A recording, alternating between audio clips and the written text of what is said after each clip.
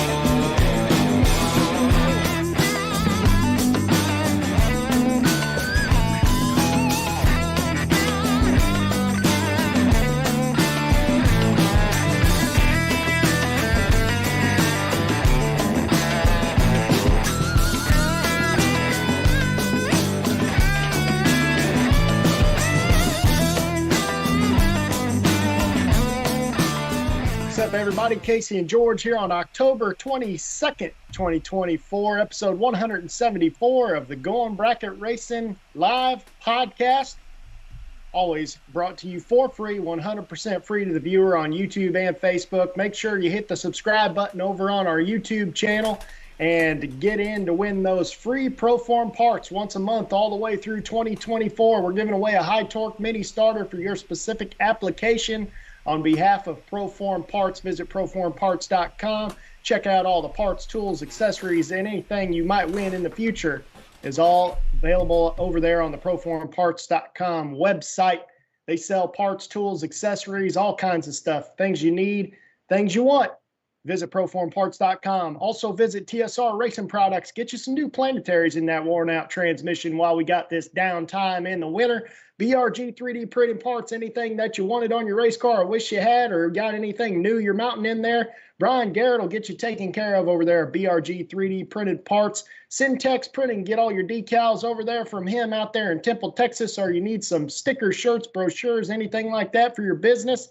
Need some canopies? I think he prints those up too. Visit Syntex Printing out there in Temple, Texas. Take care of that. Driven Racing Oil has just announced, I talked to them on Sunday, they're coming back on board with GBR for the 2025 season. We always appreciate everything that they do for us and the great products they offer. If you are racing in these cold temperatures and you're running methanol, you definitely need some of that GP1 running through your race car's veins. And if you get it, use the code GBR10 and get yourself 10% off your order, no limit on it. Crew Chief Pro software, weather's changing. Don Higgins got you covered over there. CrewChiefPro.com for your weather stations, your ET prediction software, and of course, 8th Mile Apparel to get you these hats and shirts that you see your friends wearing out there at the racetrack. You a delay box racer? Well, you might not want the Piss on Delay Boxes shirt, but if you're a foot brake racer, it's foot brake season, man. Go get you one of those. They even got an American flag logo in there. I don't even have one of those yet. I think Dylan Champion's got one of those. But visit 8thmileapparel.com. Get yourself some GBR merch. And again, I just want to reiterate for all of you guys, next week, we're going to give away that high torque mini starter. All you got to do is click subscribe over there on the YouTube channel, Going Bracket Racing YouTube channel, where we started this thing out. And then at the end of the day, you could be the winner of a brand new starter for your race car. Spin it over a little bit faster in these cold months. So, George, what's new with you, man? What's going on out there? Is it leaves falling yet or what? Not quite, and I'm not mad about it either, because that means I have to rake my yard up. And you know how I am about my grass. So I ain't trying to rake up any leaves yet, man. So the trees are actually starting to turn color, what little trees we have, and they're extra small anyway, not similar to where we both grew up, Casey, in Illinois, where you got tall trees and a lot of leaves to worry about in the first place. So I have 2 trees in my yard. One of them tends to lose its leaves, and sometimes it'll hold them through the whole winter time. So I'll let it make its mind up and probably won't rake a thing anyway and just let it sit on the ground. There's a wives' tale or a rumor that leaves on the grass actually is good for the grass because it kind of, might help it out. I don't really know the answer to that question, but from a drag racing temp, Casey, man, there ain't much going on around here, dude. I think I'm approaching pretty quickly the end of my season here. I may try to get out to Ardmore. Wouldn't mind going out to Extreme this week. I just didn't realize there was a race until I saw the post just today that they're going to have a 3-grander out there along with some grudge racing. So we'll see what happens. I might get a wild hair and just jump in the truck, just depending on what the wife wants to do. You know how that goes. I've kind of always found it interesting that there's not any kind of grudge racing in the bracket racing side of things. As much money is being thrown around and everything. I wonder if there'll ever be a grudge racing bracket race event where some of these guys that are on these big teams and got a whole lot of money to throw around, throw their hat in the ring and have a grudge event. That sounds like something that those Great American Boys would do. And definitely something that the Great American Boys would do before anybody else, I would think. They do a good job of thinking stuff out like that, and I'm sorry, Casey, that's just a great idea. I'm not really sorry. That's just a great idea that you had there. I'm also shocked that we don't see everybody saying, "Hey, no time run off the table, off the trailer. Let's see who wins in bracket racing. I'm dialing this much. You can dial whatever the heck you want, but let's see who gets it off the trailer in a bracket race." So that's pretty interesting to say the least. And I also bet we get a lot more fans to come and watch that too. These 2 cars, one gets a head start like no other, and the other one has to catch them and get there. So it's a pretty cool thought. Like to see it. It would be an interesting event for sure. But let's recap, man. Speaking of Great American, we just had the last $500,000 race of the year. It's kind of crazy to say that there is more than one, but this is the 3rd event that paid over $500,000 in the weekend. Tuesday, we got Kurt Harvey Jr. over Caden Muth, I think is how you say it. Kurt Harvey chose to take that 598 from Scoggin Dickey Performance Center. Texas boys. Texas. Muth takes that stage 1 Fulton dragster. Texas boys. Wednesday, 40 grand winner Chris Bear over Slate Cummings. Chris Bear won so many rounds in that truck, I don't even know what to say about that. But I've been saying at least for 2 years now that Chris Bear needs to only drive the truck, and I think this proves my point again for the millionth time. Thursday, 40K Noah Lewis over Thomas Levatino. Friday's $500,000 winner is Jeff Serra over Corey Galletti. Either one of those guys, I would not be surprised if they were going to be the winner. That's who you expected to be in the final. Jeff Serra comes out on top.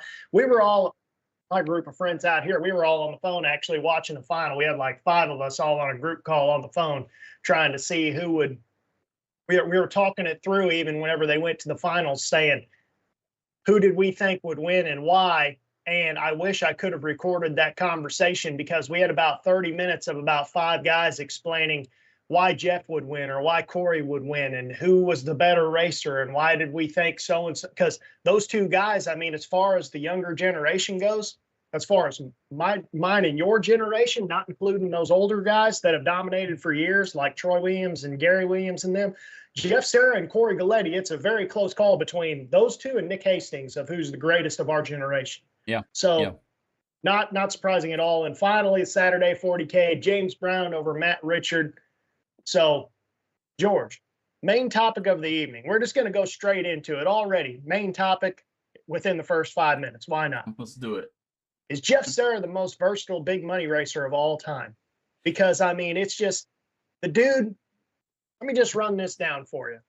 I know there's a lot of information I'm throwing at you already. And what is this? We're in the show about literally 5:10, something like that. Yeah. So Jeff Serra, of course, wins the Great American $500,000 race. Don't forget, just a few years ago, he won the inaugural Great American $1 million guaranteed $1 million to win race in another Chevy too, funnily enough. Yep. Not the same one, a different one. Wins and runners up to himself in dragsters, obviously multiple times. Countless big money wins in the orange dragster and his older black dragster. But this is where it gets interesting. That's all just stating what Jeff Serra has done. Now, let me tell you what Jeff Serra has done in the last month. So Jeff Serra, like I said, just won the Great American $500,000 race. Triple Threat weekend. This is the race prior to Jeff Serra winning the $500,000 race. Was runner-up in VMP's $50,000 rescheduled Megabucks event on Saturday, and down to 8 in Friday's 50K at Triple Threat. And the week, I believe, prior to that, or the week that was prior to that, he was down to 6 in the $100,000 race at the OG and a finalist in the 50K. And I'm pretty sure he was relatively deep in the Spring Flings race that was between the OG and Triple Threat. So, I mean, dude, I guess I'll let you have a chance to talk now. What do you think about everything that I've said now?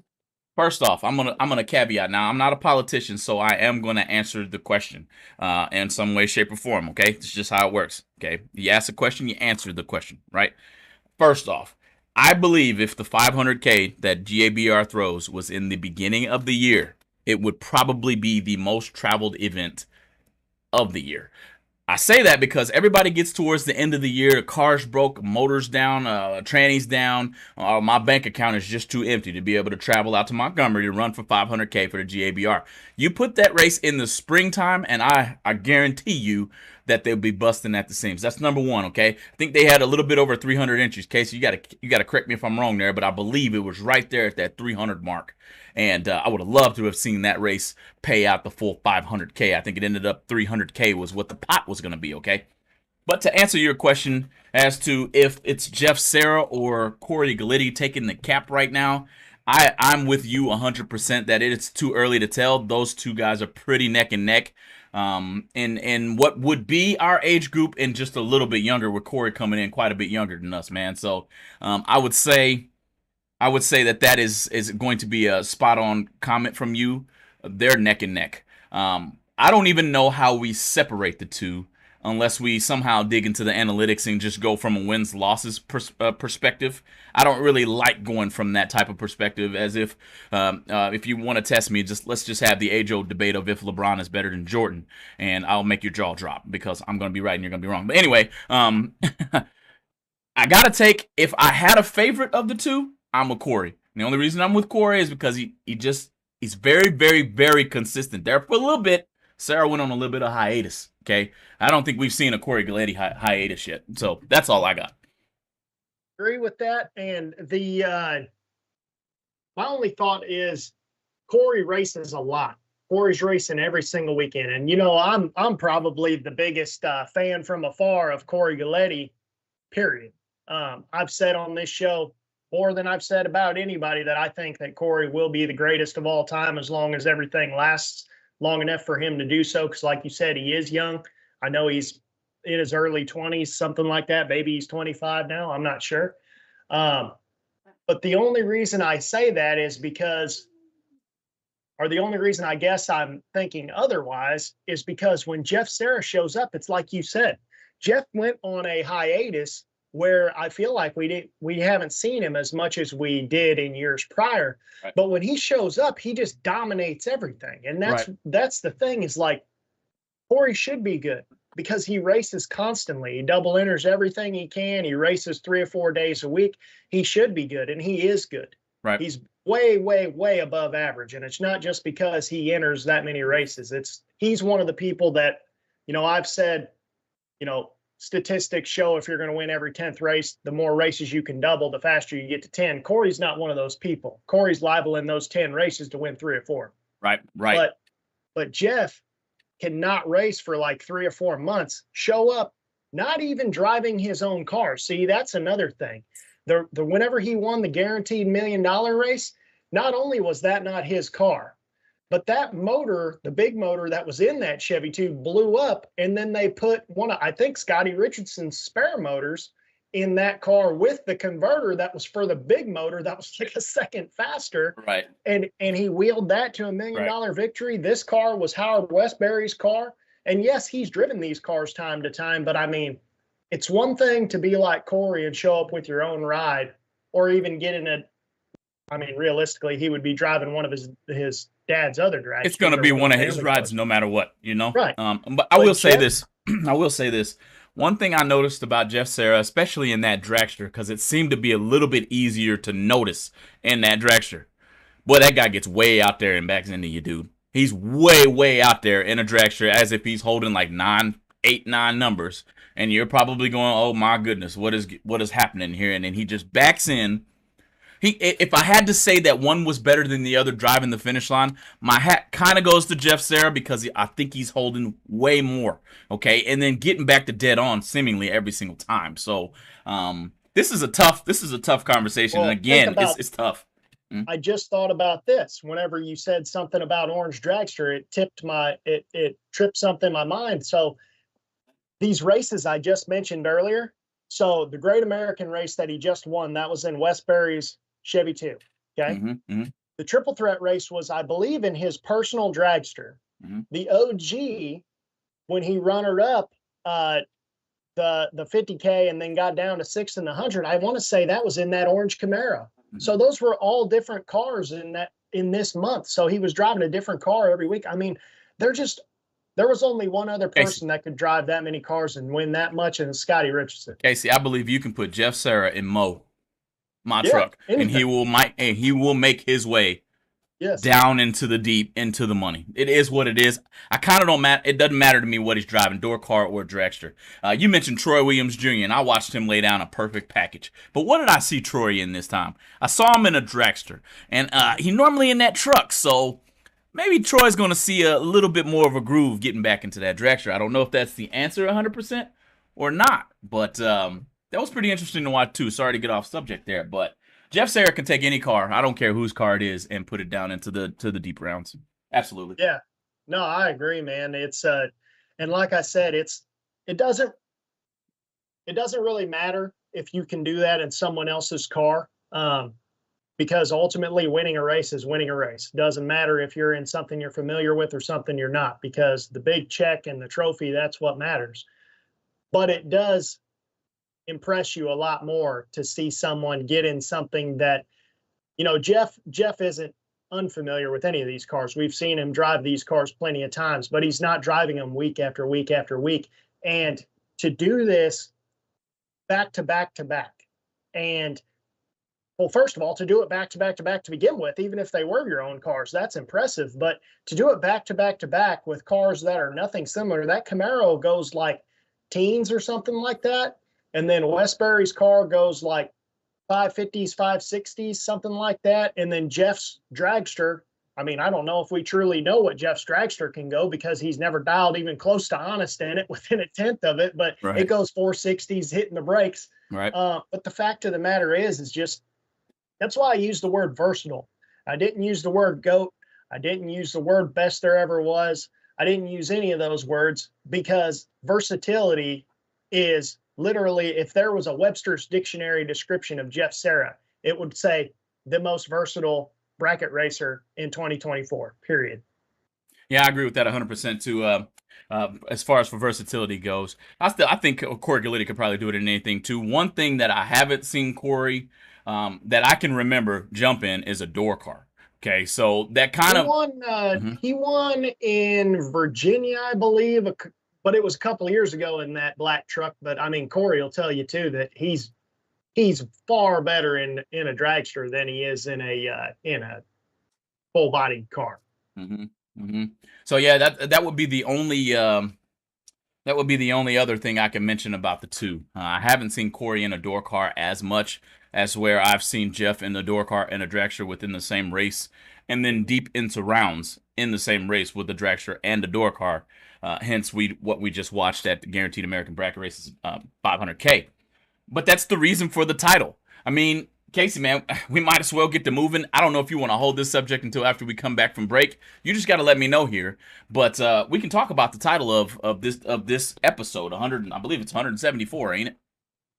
Yeah, episode 174. Let me get this in before we go to a commercial break, though. Yeah. Rick Bell, first of all, said 290 was the count in the 500.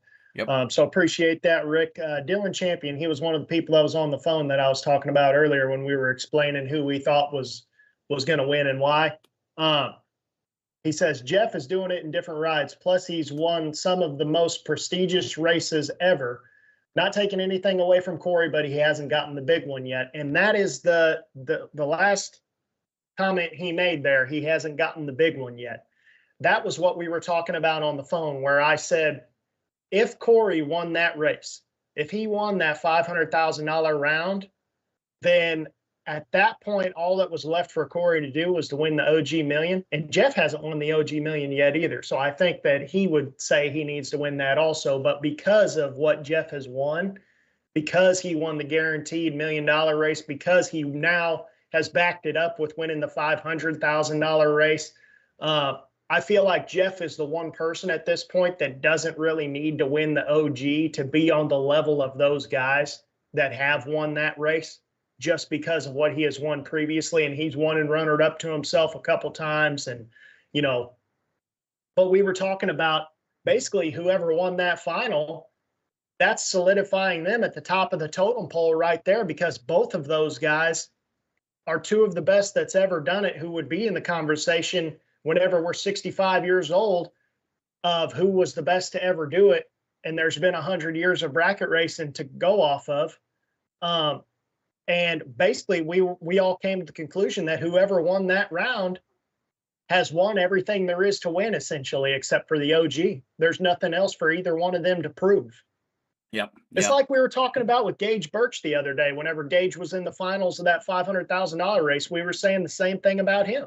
Gage and Corey, for as far as the youngest guys go, Gage, Corey, Jeff Serra, Nick Hastings. And that, who's the last person, so we can have an even five of who it would be between? Hunter, maybe? Hunter Patton? You could. But he hadn't. But Hunter hasn't been the Hunter he was when he was dominant 2 or 3 years ago. Yeah, that's correct. It's kind of the same type of deal with Jeff there. Gaddis. Definitely in there. Gaddis is in there. And I'm trying to think of who else we could put in there from that crop of racers that we have there. I don't even think we're missing anybody except, did you say Hastings? I know you said Hastings. Oh, yeah. Okay. Hastings. Yeah. Jeff Serra, Nick Hastings, Corey Galletti, Gage Birch, and I would say Matt Gaddis is probably your number 5 of the most dominant people in this generation of racers. Right. And I mean that literally are to the point where I don't think anybody would say that person does not deserve to be in the top 5. I mean, those people is our generation's version of Scotty Richardson, Edmund Richardson, Big names. Troy Williams, Gary Williams, Shane Carr. Yeah. Like that's, Yeah. No, I agree with you too there, man. And seemingly, what I'm starting to notice is it kind of rubbing off on others. And I'll tell you what I mean here in a second, especially when it comes to Galletti and kind of the circles that hang on there. I believe Caden Muth and Galletti are pretty close. I know both Farmar boys are very close. Though that's a pretty big circle of drag racers in that age group. Okay. And so these are the Texas boys I've been telling you about all this time that really can put it down. Now, at first, I have to say sorry to my Farmer boys. I watched Ty race and was like, dang, this boy, he got what it take. I didn't know both of them. It makes sense because they're twins. I mean, you're going to do the same thing, but yeah. I didn't know both of them were going to be somebody that you really have to be on your game with if you pull up next to those two a little bit over teenage boys in the race car. So I ain't even going to leave out Bodie Bennett and Brian Bennett's boy. That group of boys, you're going to have to keep your eyes on them. They run together. They travel together. They're in the same spots. Stackers with 4-5 race cars. I don't know how many race cars they got, but a lot of race cars going along down the road with these boys. We got a couple other in the YouTube chat here that could certainly be in the top 5. Dion Brooks says Donovan Williams. Rocky McLean says Kyle Coltrera. I mean, those two would. Rocky McLean should have said Rocky McLean. I know he can't say it himself. You know what I mean? Yep. From an arrogant standpoint, right? Nobody wants to see you mention yourself, but You go to races all the time, Rocky, man. You're always in the top. I believe my wife's like, I believe I've watched you win $100,000. Yeah. I'm not kidding. So Rocky, the last 2 years has been on fire. That's correct. I mean, he's really been doing it these last couple of years. I feel like when he got I don't know if it was TB's race or if it was one of the OG races. He got TB's twin. He got TB's twin 50 2 years ago. Yeah, he hit that one in the mouth. Yep. He hadn't slowed down since then. I think I agree with that 100%. But and Rocky's consistent too. Yep. That's the thing, is like, that's what I really like.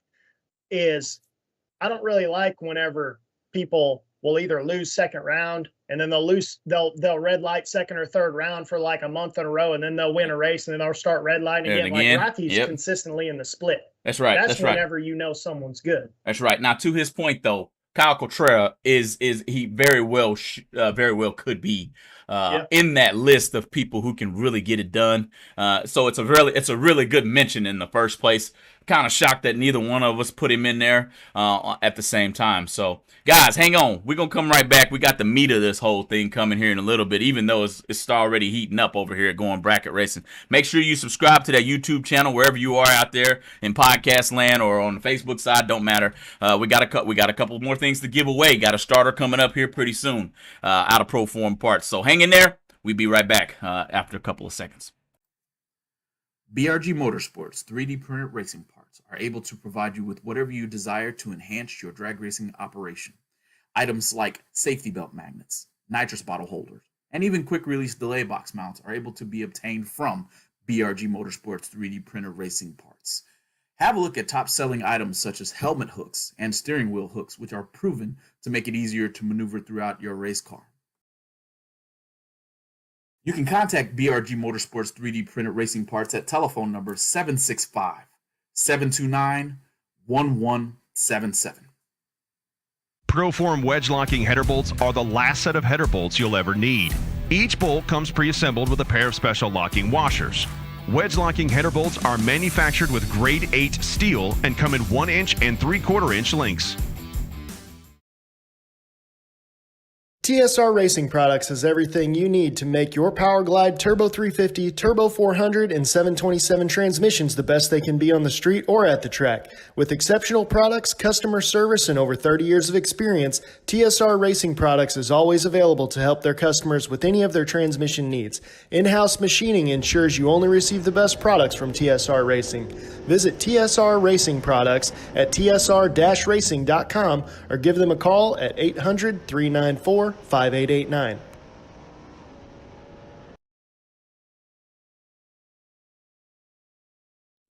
All right, welcome back. Welcome back, Going Bracket Racing, episode 174. Thank you for joining us at all platforms, wherever you are out there. Know that we appreciate you tuning in to listen to another episode of Going Bracket Racing podcast. We can't do this thing, guys, without TSR Racing Products. It's the end of the year. Make sure you get those things freshened up, like Casey said at the beginning of the show here. Proform Parts, they got just about everything you're looking for, especially accessories, things of that nature that you need to add into. Maybe you need a new starter. Maybe you need a new alternator. Proform Parts got all that stuff sitting over there at proformparts.com. Crew Chief Pro, man, he's got a pretty good deal running pretty much through the rest of the month. I think until November, I think I read. Don't quote me. Head over to Crew Chief Pro on Facebook and head over to crewchiefpro.com. See what they have for you as far for a radio weather station and the software to be able to predict. Driven Racing Oil. Can't say enough about your product with an S. That Speed Clean, that Race Wax, that GP1, I don't care what you guys are using. It is very high quality product. Your engine will like you a little bit more and probably give you quite a few more passes if you're changing your oil every 40, 45, 50 passes. I think Casey said he got up somewhere in the 70s somewhere. I want to say Kevin Grider said he got up around the 90s. Okay, so good stuff over there, man. That's good stuff over there. BRG Motorsports. 3D printed parts.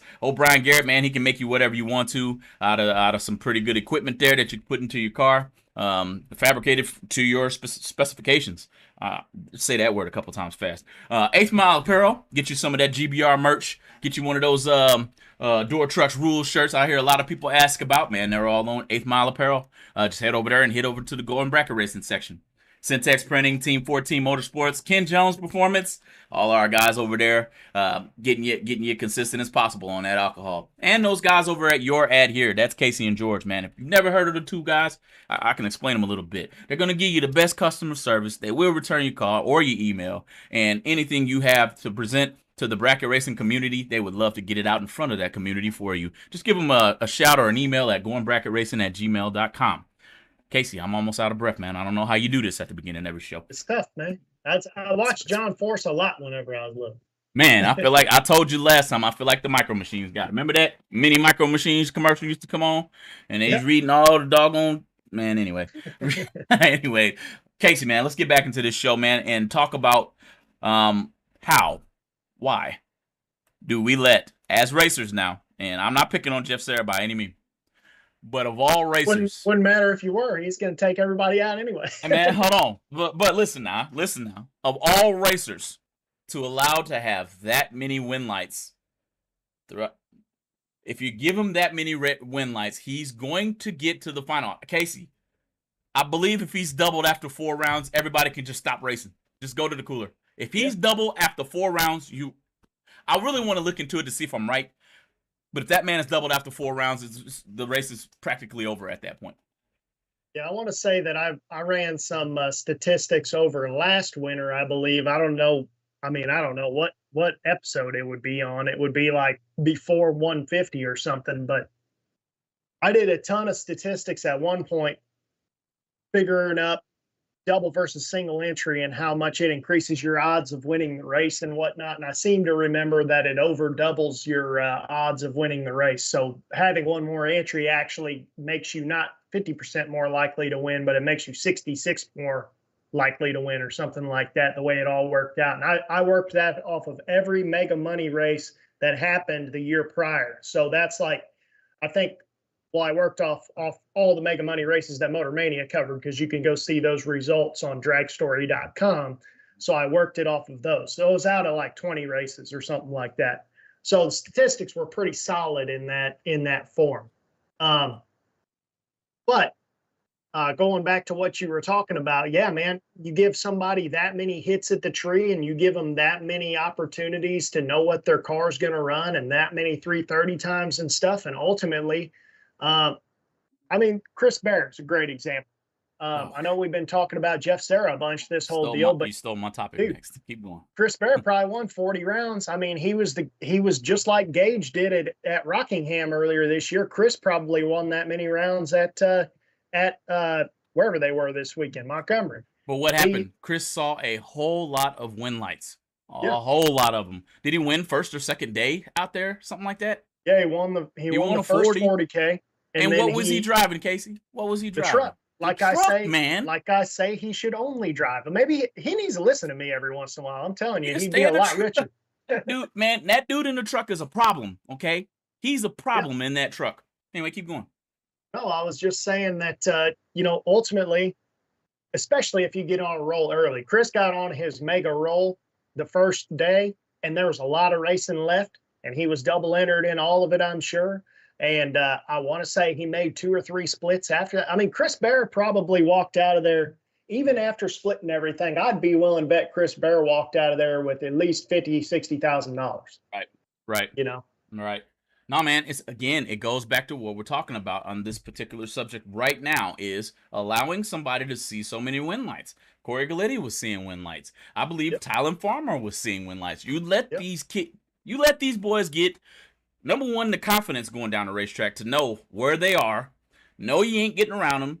By the time they left the tree, they know they nuked you just by watching, okay? You let them get that kind of mental data. I'm not even talking about data they wrote down.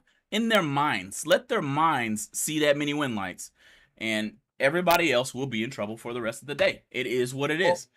And it's just the level of confidence increases every time. Every round that you go by, when you're getting 4th round, you're still double. 5th round, you're still double. 6th round, you're still double. I mean, you get to be invincible at that point, not to mention all the muscle memory that's happening from you just constantly, bam, I'm going to win, because you expect to win.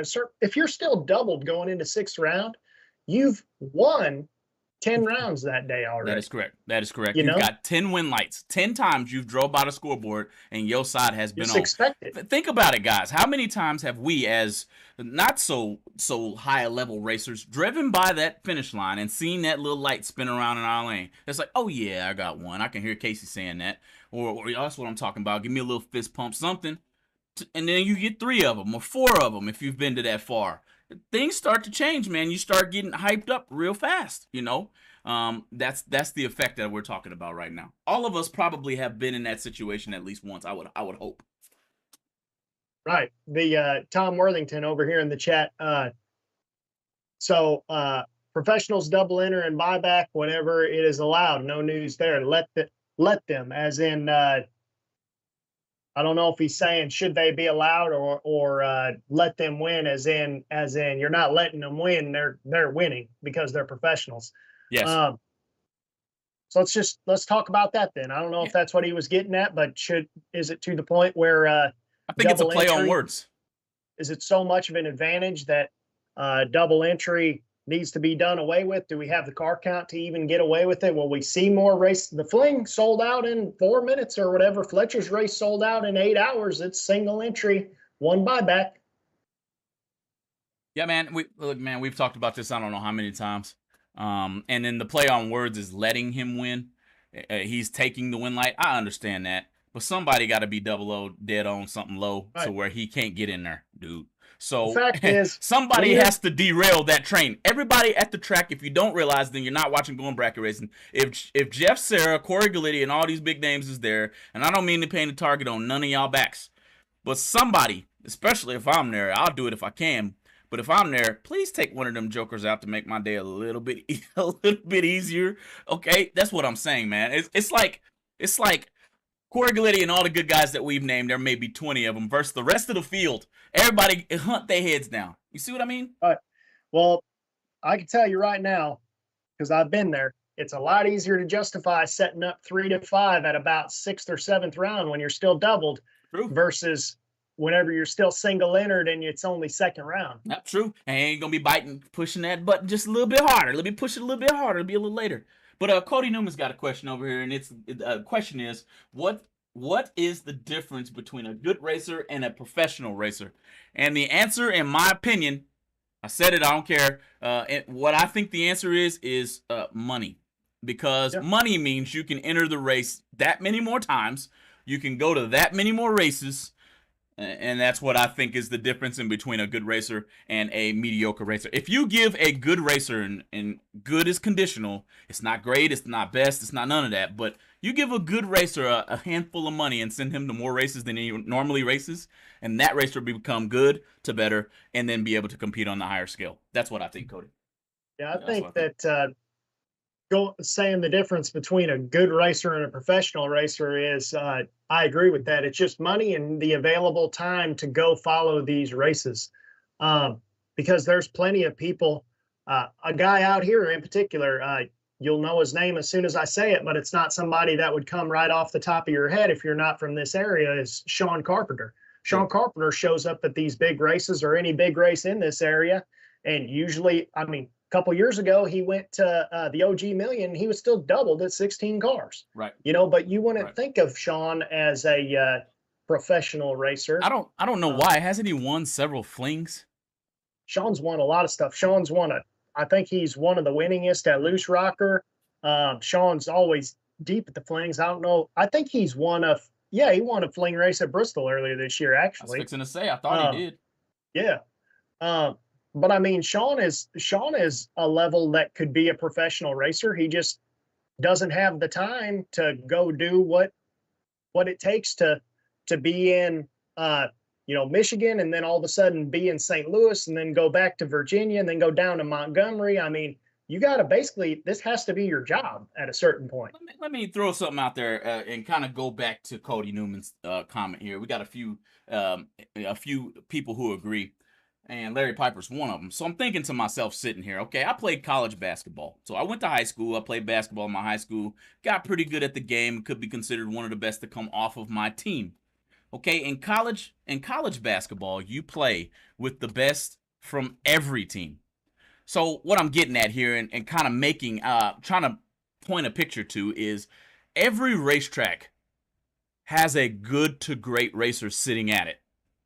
But at the same time, they don't have enough money to show you that they're that good, or can't compete on the scale to show you that they're capable of keeping up with some of these bigger names that we've mentioned. So there's no telling how many big name drag racers that we've not been able to meet simply due to the fact that economically or bank account might not be set up that way. I don't know.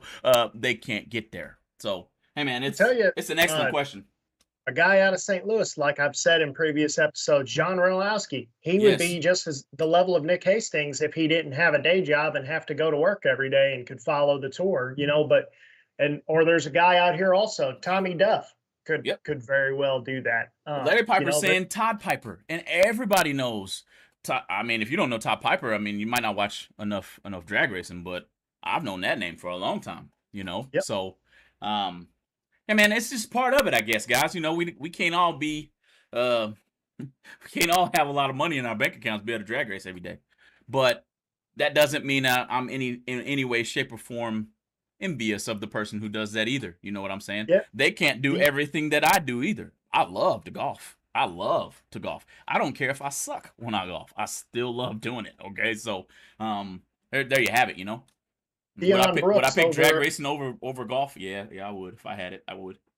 Dion Brooks over in the YouTube chat. If Michael Pascal got out to the big races as much as the hitters get a chance, I know he'll be a force to be reckoned with. That's 100% too, because he went up there to Michigan, I believe, and all of a sudden, Michael, I said whenever he was going, I told you, I don't know if I said it on the show, but I told you specifically, George, I said, you just watch, Michael Pascal's going to win one of these races. And I'm pretty sure he was in the final in one of them. Yep, I don't disagree. I don't disagree at all. So, I mean, I know that we definitely have a lot of hitters out there, dude, that we just don't know about. It is what it is, man. And maybe we will get off into what you just mentioned here on the commercial break there. I think you were reading a comment. Tune in to episode 175, I guess. Maybe we'll talk about that list of owners how do they pick their racer? How can we, as bracket racers, especially at the local level, get our names in that hat? I don't really know the answer to that question, but let's talk about it, you know?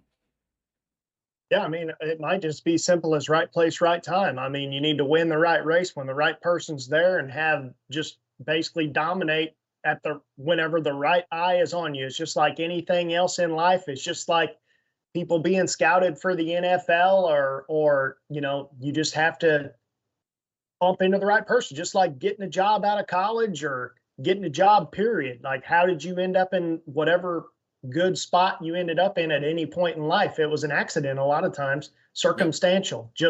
I happened to be here, bumped into this guy, and he knew this guy and introduced me to that guy, and here I am. You know, I feel like I had my chance way back then when we were at Gateway, and me, you, and Brad Gephardt, I think the Reed brothers were over there, Sesty and everybody was at Brad Gephardt's trailer, and we were pulling the tree. We were just hitting the tree all night long, and I just couldn't lose because I couldn't miss the tree.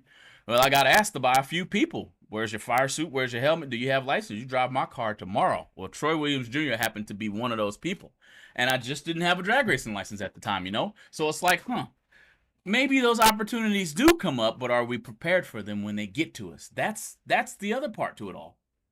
You know? And you can't just be. What if you're just a spectator when your moment is actually there to shine? Your car maybe you didn't get that TSR input shaft that I told you to buy a long time ago, and now your input shaft broke and you don't have enough time to change it, or you don't have another one. What if the guy's sitting there watching you right then and there? You know, you better get that TSR input shaft. I'm telling you. Ultimately, the moral of the story is you always have to be prepared to be in the situation you're in. So if that is your goal, then you have to be prepared for when that situation arises to present yourself in a way that you can say, I'll do it. You know, like if I've been in scenarios where whenever I was a kid, you know, like 18 or something or 17, somewhere around there, where they weren't supposed to have a gambler's race at Megabucks, and all of a sudden they did. Well, Barry Green had already paid for it and didn't think they were going to have it. So he opened a couple beers and he said, well, I can't run this. You run it for me. Mm-hmm. And I said, okay. So then I got in that car and ran that and drove it to the semifinals. Like, I mean, it's just, you have to be put yourself in the position where you're prepared to take care of that if the time comes. Right. So I don't know, man. There's a lot to it. We can spend a whole show on that topic, and we probably need to, especially as we enter into, it's either the third or the fourth winter series that we're actually going to enter into, man. While we're all sitting around, kind of having a lot of time to think about things because we can't go racing in the first place, you know. So, but guys, I have to reiterate what I said earlier. We really can't let, as opponents to some of these heavy hitters, man. We really can't let them see that many win lights. Somebody has to make a hero pass on them bad boys. Be a duck hunter. I don't remember what they called it. What a bounty hunter is what they call them. All of us are bounty hunters to some of these guys who can just get it done like that, man. So, Casey, that's what I got, man. Yeah, no, I think that we've said a lot in this particular show of just the fact that, you ultimately, if you're going to stop these guys, you need to line up against them differently. Like you said, if you think you need to make a hero run, well, guess what? Sometimes you do.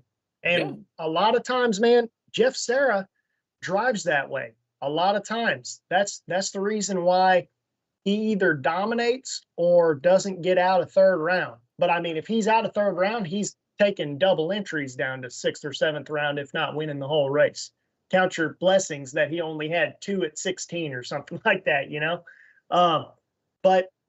But ultimately, I mean, I feel like Jeff Serra races in a way that he's making a hero run every single pass. Seemingly. And that's the reason why if he passes the tree and it's green, I would like to see the statistics on if Jeff Serra is green, how many races does he win? If it's just flat, if it's just a green light, how many races does he win? How many rounds does Jeff Serra win just because the light turned green? Because I think Jeff Serra beats himself by red lighting more than he loses races from someone else beating him. I think you're right about that. Oh, Aaron Dysinger just came in, man. You missed quite a bit there, buddy, man. You missed quite a bit there for a minute. You might have to hit rewind on this one, Aaron. But that's one guy I'll take on my team, too, to take some of these guys out. Or Aaron Dysinger. Go ahead and knock him down about 622 is what you're going to be down, I'm pretty sure. Somewhere in that range, But, yeah, Casey, dude. This was a fun one to talk about. Actually, it got interesting there pretty quick for me. We don't rehearse a single episode. I'm like, dang, why did he ask that? And then you started talking about Chris Bear and that truck, which, honestly, man, come get my truck and set it up like yours, Chris. That's all I got to say, man. Come get mine and put it like that, But golly, dude, there was some pretty good racing out there in Montgomery. I actually got to watch quite a bit of it for once, too. I wasn't so busy. Yeah, and there's still a lot of racing left this year, actually, as far as being in the South goes. There's obviously Galat has Halloween Havoc this weekend, a couple 10-granders. I know a ton of places have Halloween races. Northeast Dragway's having a Halloween race. Farmington's having a door car Halloween race. That's just out here. I think Roxborough's having something. I mean, there's a lot of racing out here. There's Dan Fletcher's race at Galat is the week after this. So I expect Halloween Havoc to be packed because everybody's going to leave their trailers there. That's going to go to Fletcher's race the next week, 250 entries, single entries for that race. You got to hire a gun for that race, don't you? Oh yeah. Dylan Champion volunteered himself to drive my Nova in that deal. So we'll see how that works out. So DC.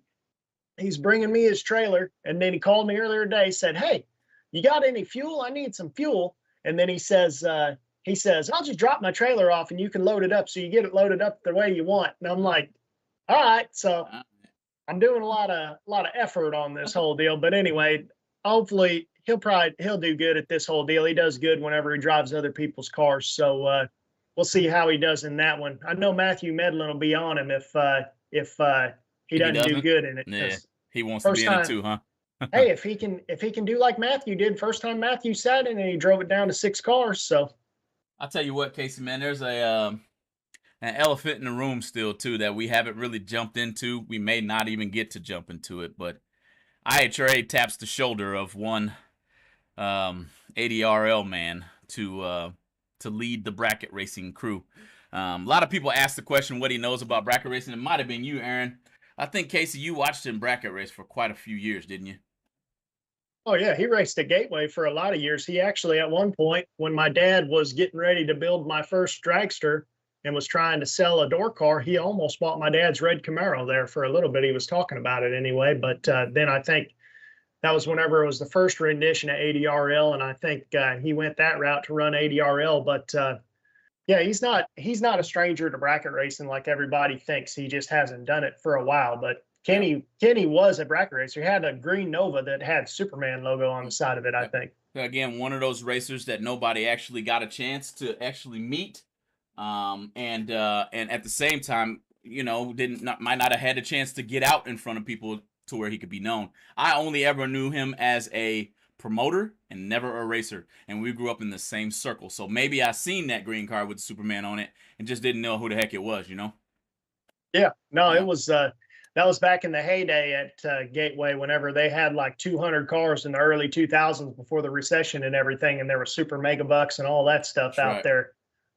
So yeah, he knows about bracket racing. And the one thing about Kenny Noling that I'll say is he knows how to pack the stands, because he does this, what he started doing with ADRL, and I know ADRL's had its faults as well, but the smartest thing that Kenny ever did was go to all these places around wherever the race is going to be and give them piles of free tickets to get fans to come into the track. Yep. Now, ADRL had Pro Extreme cars, and we know Larry Jeffers is talking about doing a top fuel door car class, pro mods with top fuel motors, and Kenny would be the guy to get that going. And you want to talk about a spectacle, that's bringing back Nitro Coupe essentially, and Nitro Coupe is a spectacle. I'll be honest with you, Nitro Coupe would be great as long as there's some bracket racing going on somewhere close, and that's what IHRA is. I am a bracket racer. Casey is a bracket racer. He just so happens to go 101 to the 60 in that door car. So we didn't even talk about that, Casey, man. You get out there and get the old Chevelle out and try to set the world on fire, I guess is what you was trying to do. I need a bigger blower. I'm out of blower, but no, I'm going testing this Friday also. Last Friday I went there, had some issues with everything. I was there by myself. I don't know if they would watch this show or not, but there were some No Time Pro Tree guys with a radio car. They run a car called Night Train. It's a really, really nice looking 86, I believe, Cutlass with a LS turbo in it and everything. And I mean, it's probably faster than the Chevelle, honestly, but they helped me. They pushed me to the lanes, helped me figure some stuff out on the car. The car, like, I've driven it once before, but it's basically totally different. And I was there 100% by myself, had no help. The short story of it is I ran it out of fuel because I idled it longer than I thought. Well, I've never had a mechanical fuel pump before. So I'm cranking it and I'm like, man, this sounds like there's no fuel in this thing and there's no resistance on the pedal. So the accelerator pumps don't have anything in them. And I was like, so it must be out of fuel. Well, sure enough, it was out of fuel. Like I said, I've always had electric fuel pumps. So had to take the belt off, reprime it. Then I finally got that ready to go. Well, I brought my golf cart up there to put fuel in the car because it was at starting line. Guy gave me a ride back. I rode my golf cart up there with a fuel jug, filled it up. Yep, it was empty. Well, now we're getting ready to push it back with my golf cart because I got all my push bars set up on there. Now the golf cart won't start. So now everything I own is stuck at the starting line. So then we have to tow the golf cart back, or we push the car back, then we tow the golf cart back. So all those Night Train guys, I can't thank them enough for helping me out. And then we got everything all back together. They pushed me back up there. I made a run. It drifted to the center line. I lifted at about 2.5 seconds. Still went 289 with 0 to the half track. So I did some 4-link changes with it over last weekend, and I'm taking it this Friday again to test again. So hopefully we'll get a clean run down there. I got Matthew Medlin's meeting me down there. He's going to race the Halloween Havoc stuff this weekend. So I'll have him with me to help me figure some stuff out and video the car from the back. Because exactly, take your GoPro or something. Make sure you got something back there. That was the thing, is I had nobody to help me so I didn't know if it was. I'm pretty sure it was going dead straight, and everybody I talked to said it was going dead straight while it was on the bars. Well, it was on the wheelie bars for like 100 feet, and then it set the front tires down, kind of started drifting. I don't know if I don't know. Anyway, long story short, I did some 4-link changes in it. I did notice that the anti-roll bar might have been bound up on one side.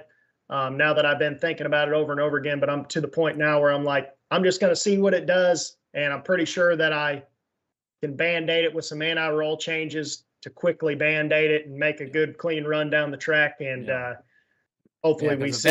If that anti-roll bounds up a little bit, you're driving one way or the other, either way it goes.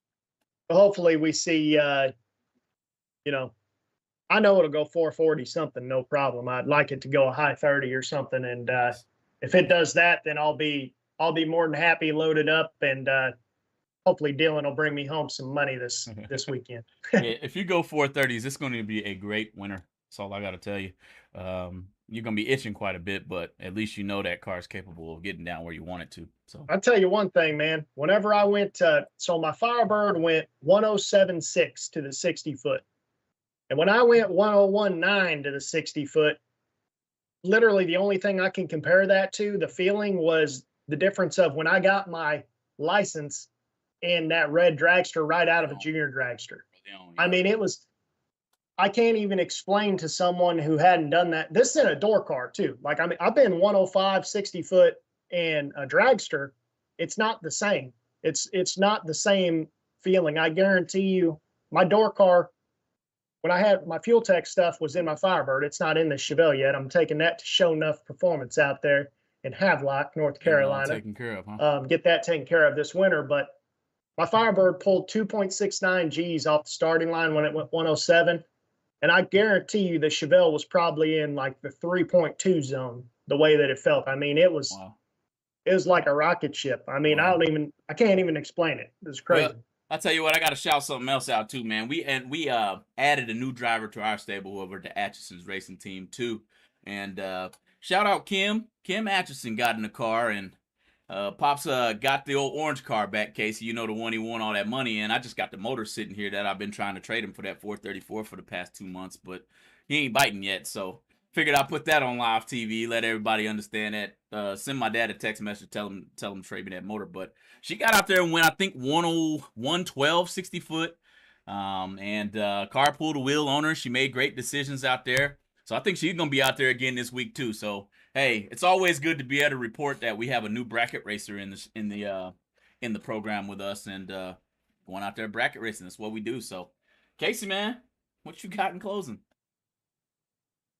Oh, just don't forget, again, we said it 1,000 times, but I'll say it again because it's 100% free. Hit the subscribe button over here on the YouTube channel so you can get in, because next week we're giving away that high torque mini starter from ProFormParts.com for your specific application. We're not going to give you some Chevrolet starter whenever you got a Ford motor. If you're one of those crazy people, or if you're even crazier, got you a Mopar motor, I feel bad for you, Brian Garrett. I'm just saying. But you could also win a free starter. You ain't gonna live that one down. He gonna get you. You know, BRG gonna listen to that. So hey, the nicest dart out there, and I don't think many people will complain that I said that. No argument. Hey guys, guess what? On behalf of you guys, we are able to do this. Thanks for being part of the community. Leaving your comments, your chats, your shares, your likes, your subscribes on that YouTube channel so you can win free stuff. And hopefully we'll get to ramp that up a little bit here in the coming days. Here pretty soon. So I know we got some things, got our feet to the fire on a few things. So thanks for joining us on episode 174. Don't miss out on 175. And that basically means we'll see you guys next Tuesday. Have a good one. Be safe. Peace.